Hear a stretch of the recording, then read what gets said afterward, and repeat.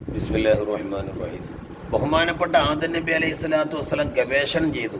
ഈ വൃക്ഷത്തിൽ നിന്ന് തിന്നാൻ പറ്റൂല എന്നല്ലേ പറഞ്ഞത്. അപ്പം ഇതേപോലത്തെ വൃക്ഷത്തിൽ നിന്ന് കഴിക്കാം. അങ്ങനെ കഴിച്ചു.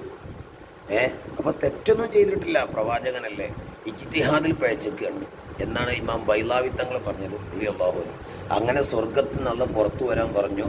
അങ്ങനെ ലമ്മാ നസലൽ അർദ്, ഭൂമിയിലേക്ക് ബഹുമാനപ്പെട്ടവർ ഇറങ്ങി. മക്കസ സലാസമിയത്തി സന, 300 കൊല്ലം. ലാ യർഫഉ റഅസഹു ഇല സമാ, മേലോട്ട് തല ഉയർത്തിയിട്ടില്ല. ഗവേഷണത്തിലേ പയച്ചിട്ടുള്ളൂ. ഹയാഅം മിനല്ലാഹി അസ്സ വജൽ, ലജ്ജ.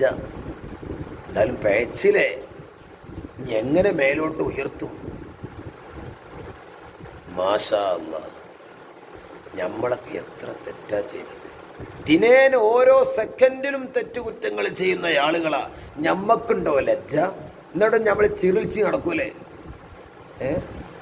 ബഹുമാനപ്പെട്ട ആദം നബി അലൈഹി സ്വലാത്തു വസ്സലാം പ്രവാചകനാണ്, മഅസൂമാണ്, തെറ്റൊന്നും ഉണ്ടായിട്ടില്ല.